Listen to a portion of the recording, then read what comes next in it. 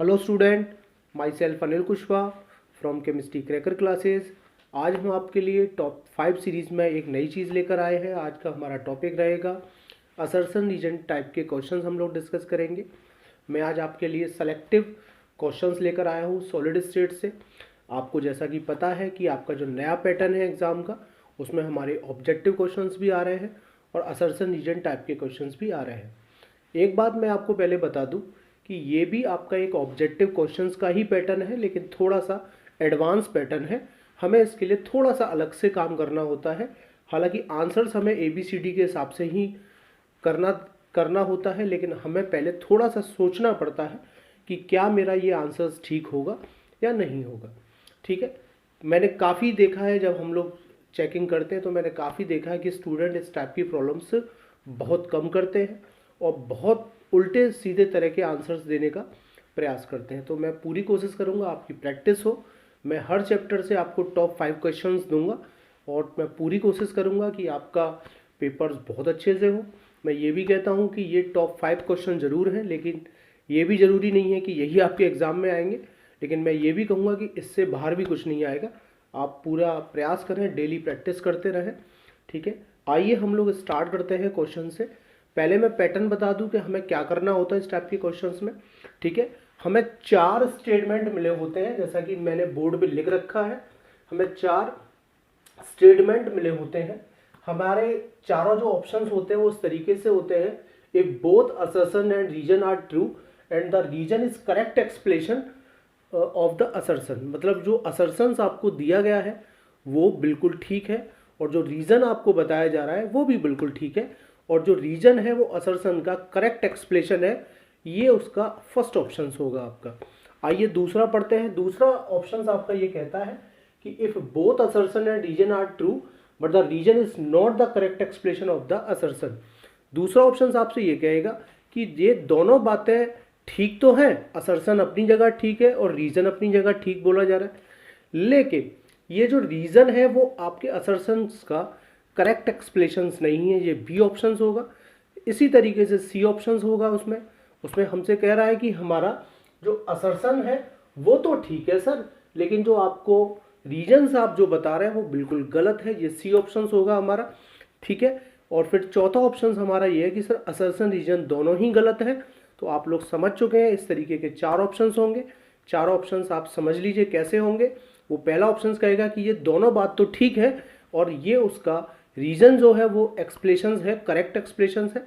दूसरा ऑप्शन कुछ ऐसे होगा कि दोनों बात सर ठीक तो है, लेकिन एक्सप्लेनेशन जो किया गया है वो ठीक नहीं है। थर्ड हमारा क्या होगा कि सर असर्शन ठीक है लेकिन उसका रीजन ठीक नहीं है। और चौथा ऑप्शन दोनों ही बातें गलत हैं।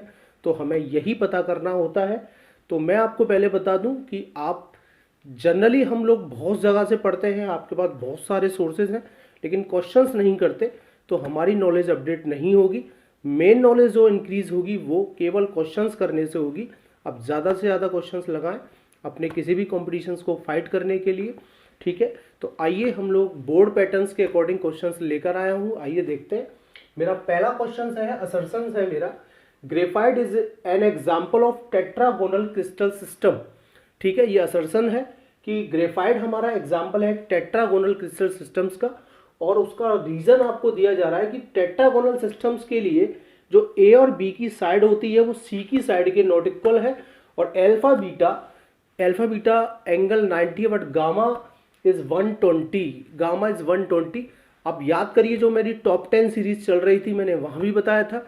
हालांकि आप प्ले लिस्ट में जाकर मेरा ये टॉपिक देख सकते हैं। ये पहला ही वीडियो, ये पहले वीडियो से ही आपके इसका आंसर्स मिल जाएगा।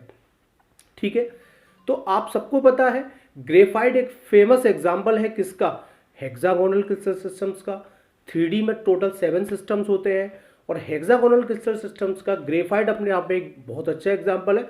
और ग्रेफाइट या हेक्सागोनल केस के लिए एक एंगल आपका 120 रहता है। ठीक है, तो आइए, तो ये वो कह रहा है कि ग्रेफाइट हमारा एग्जाम्पल है टेट्रागोनल सिस्टम्स का, तो मैं कहूंगा नहीं, ग्रेफाइट एग्जाम्पल टेट्रागोनल सिस्टम्स का एग्जाम्पल है ही नहीं है। ये असर्शंस ठीक नहीं है। ये बात क्लियर होगी क्योंकि ग्रेफाइट तो हेक्सागोनल सिस्टम्स का एग्जाम्पल है। फिर दूसरा रीजन जो मुझे दिया जा रहा है कि टेट्रागोनल का क्या कोई एंगल 120 होगा, क्या टेट्रागोनल सिस्टम्स का एंगल 120 होगा? मैं आपको बता दूं बिल्कुल नहीं होगा। टेट्रागोनल सिस्टम्स के लिए ए बी और नॉट इक्वल टू सी तो होगा, लेकिन ऑल एंगल जो उसके होते हैं, ठीक है, ऑल एंगल जो होते हैं टेट्रागोनल सिस्टम्स के लिए वो सारे के सारे 90 होते हैं। तो आप लोग समझ रहे हैं ना तो यहाँ असर्शन ठीक है और ना ही यहाँ पे जो रीजन आपको दिया गया है गिवन है वो भी ठीक नहीं है। तो उस केस में मेरा आंसर क्या होगा? D answer is correct. First वाले क्वेश्चंस के लिए मेरा डी आंसर करेक्ट होगा। आप इस तरीके से अपने क्वेश्चंस लगाएं, समझें और देखें कि थोड़ा सोचना पड़ेगा, बिना सोचे ये क्वेश्चंस नहीं होंगे। और फिर कुछ ना समझ में आए तो फिर तो लास्ट में ABCD आपको करना ही है पेपर में, जो जिसको पसंद आएगा वो करेगा ही करेगा। आइए दूसरा क्वेश्चन मेरा बहुत प्यारा क्वेश्चन है, मैं आपको बता दूं ये एक बार एम्स में आया हुआ क्वेश्चन था 2006 के अंदर। सेकंड क्वेश्चन असर्शंस है मेरा कि आयनिक सॉलिड है मेरे पास Mx with Schottky defect the number of positive and negative ions are the same. मैं आपको पहले क्लियर कर दूं कि शॉर्टकी डिफेक्ट की बात हो रही है तो आप प्लेलिस्ट में जाकर शॉर्टकी डिफेक्ट पढ़ लें या आप किसी भी सोर्सेज से पढ़ लें। शॉर्टकी डिफेक्ट कहाँ होता है? आयनिक सॉलिड में होता है, ये बात ठीक है। शॉर्टकी डिफेक्ट कब होगा? कैटायन और एनायन सेम नंबर में मिस करते हैं, ये भी आप बात जानते हैं। इलेक्ट्रिकलिटी न्यूट्रलिटी रहती है, कोऑर्डिनेशन नंबर हाई होता है, साइज का जो डिफरेंस होता है वो सेम होता है, ठीक है ना, बहुत लेस डिफरेंस होता है। ये सारी बातें आपको थोड़ी सी पता होनी चाहिए। तो हमसे कह रहा है कि आयनिक सॉलिड्स जो है आपका शॉर्टकी डिफेक्ट पॉजिटिव और negative ions are the same, क्योंकि वहां पे पॉजिटिव नेगेटिव आयन सेम होते हैं, ये बात बिल्कुल ठीक है। ठीक है, फिर दूसरा बात है कि इक्वल नंबर ऑफ कैटायन और एनायन वैकेंसी आर प्रेजेंट, कि शॉर्टकी डिफेक्ट में ऑलवेज इक्वल नंबर में ही कैटायन और एनायंस की वैकेंसी क्रिएट होती है। तो ये भी बात ठीक है और ये उसका करेक्ट एक्सप्लेशन होगा। ठीक है, ये मेरे शॉर्टकी डिफेक्ट के लिए करेक्ट एक्सप्लेशन होगा, क्योंकि कैटायन और एनायंस की वैकेंसी प्रेजेंट होती है इक्वल नंबर में। तो इसका आंसर हो जाएगा ए, क्योंकि जो असर्शन है वो भी ठीक है और रीजन वो भी ठीक है, और असर्शन का जो रीजन दिया जा रहा है वो करेक्ट एक्सप्लेशन होगा मेरे असर्शन का। तो फाइनली मेरा ए आंसर करेक्ट होगा इस केस में। ठीक है, ए आंसर मेरा करेक्ट आंसर होगा इस केस में। आइए थर्ड क्वेश्चन पर जाते हैं, ये भी काफी प्यारा क्वेश्चन है हमारा। थर्ड क्वेश्चन कह रहा है कि जिंक सल्फाइड, जो असर्शन दिया गया है कि जिंक सल्फाइड क्रिस्टल जो है वो फ्रेंकल डिफेक्ट्स रखता है। बिल्कुल ठीक है, ये बात बिल्कुल ठीक है। फ्रेंकल डिफेक्ट शॉर्टकी डिफेक्ट के बाद ही आता है और फ्रेंकल डिफेक्ट भी आयनिक सॉलिड्स में होता है।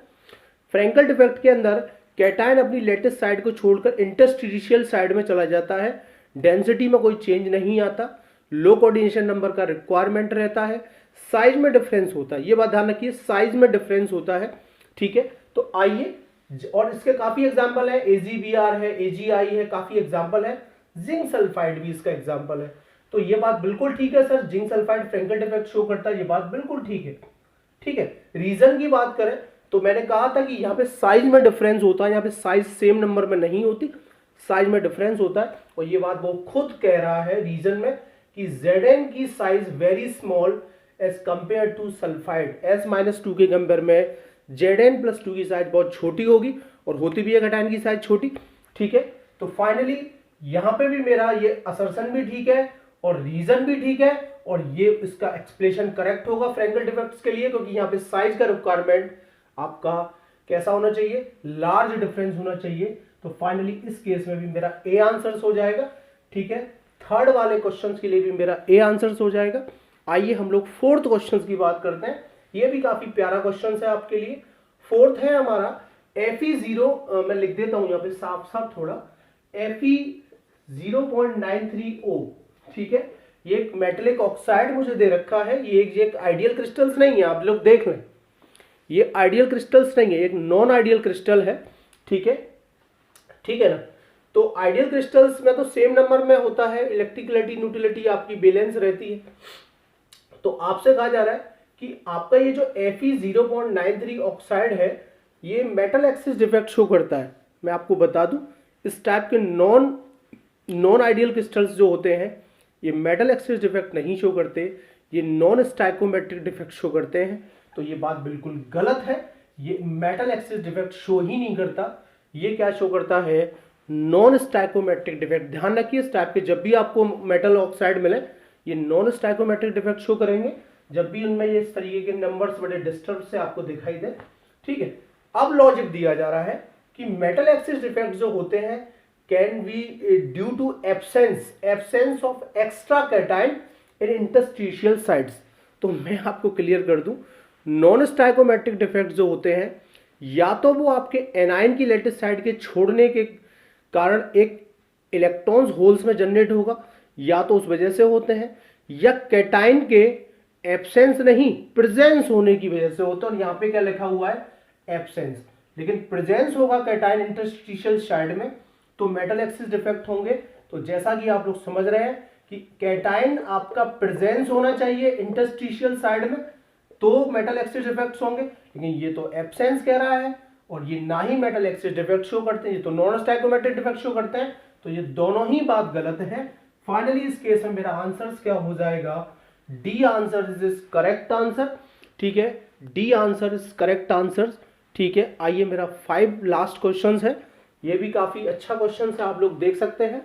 मेरा 5 वाला जो लास्ट क्वेश्चन है, हमसे कहा जा रहा है ZnO जो है आपका becomes yellow when it is heated. जब आप जिंक ऑक्साइड को हीट करते हैं तो वो येलो कलर देता है।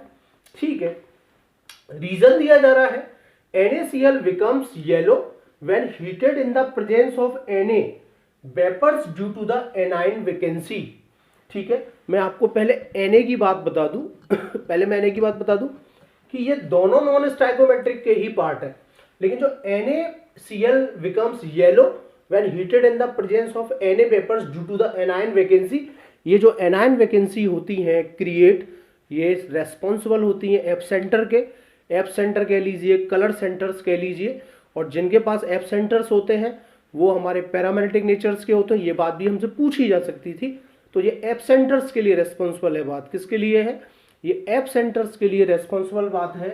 लेकिन मैं आपको बता दूं ये तो आपके लेटेस्ट साइड में ये जो लॉजिक है, ये तो लेटेस्ट साइड में जो एनायन वैकेंसी होती है, ये बात बिल्कुल ठीक है, ये बात बिल्कुल ठीक है इसके लिए कि ये जो एनायनिक वैकेंसी होती है वहां पर होल्स में इलेक्ट्रॉन डेवलप हो जाता है, उस वजह से होती है। लेकिन ये जो ZnO है आपका, ये आपका मेटल का कैटाइन का इंटरस्टिशियल साइड में प्रेजेंस होने के कारण होती है। ठीक है, इसका जो लॉजिक है वो मेटल का कहां पर, इंटरस्टिशियल साइड में मेटल, और उसको इलेक्ट्रिकली न्यूट्रल करने के लिए जो इलेक्ट्रॉन्स होता है वो इंटरस्टिशियल साइड में होता है। वो कहां होता है, इंटरस्टिशियल साइड्स में होता है। ठीक है, तो ये जो कह रहा है ये बात ठीक है, और ये जो कह रहा है ये बात भी ठीक है, लेकिन ये तो एप सेंटर के लिए है और ये इसका करेक्ट एक्सप्रेशन नहीं होगा, क्योंकि यहाँ पे जो लॉजिक है, यहाँ पे ZnO के लिए जो रीजन है, यहाँ पे जो इलेक्ट्रिकलिटी न्यूट्रलिटी बैलेंस होती है वो इलेक्ट्रॉन्स का इंटरस्टिशियल साइड में आने की वजह से होती है, और यहाँ पे जो होती है वो लेटिस साइड में होल्स में इलेक्ट्रॉन डेवलप होने की वजह से होती है। तो फाइनली ये बात भी ठीक है और ये बात भी ठीक है, लेकिन ये असर्शन का रीजन करेक्ट एक्सप्लेनेशन नहीं है। तो उस केस में मेरा बी आंसर्स करेक्ट आंसर्स होगा। तो मैंने आपके आज की टॉप 5 सीरीज में सॉलिड स्टेट की बहुत इंपॉर्टेंट है, आप कोई ना कोई क्वेश्चन फंस भी सकता है, मैं ये नहीं कहता आप जरूर फंसेगा, लेकिन ट्राई करिए, जरूर फंसेगा और भी क्वेश्चंस लगाइएगा। ठीक है, अब हम लोग नए टॉपिक के साथ मिलेंगे, सॉल्यूशंस के टॉप 5 क्वेश्चंस के साथ मिलेंगे नेक्स्ट वीडियो में। ऐसे ही आपको टॉपिक बाय टॉपिक, आपके chapter by chapter top 10 series objective questions की और टॉप 5 सीरीज असर्शन रीजन्स की आपको देते रहेंगे। अगर वीडियो पसंद आया है तो और भी स्टूडेंट्स को बताएं, ना पसंद आया है तो भी मुझे ज़रूर बताएं, ताकि मैं कुछ सुधार कर सकूँ आपके लिए अपने वीडियो में। ठीक है, आज के लिए इतना ही।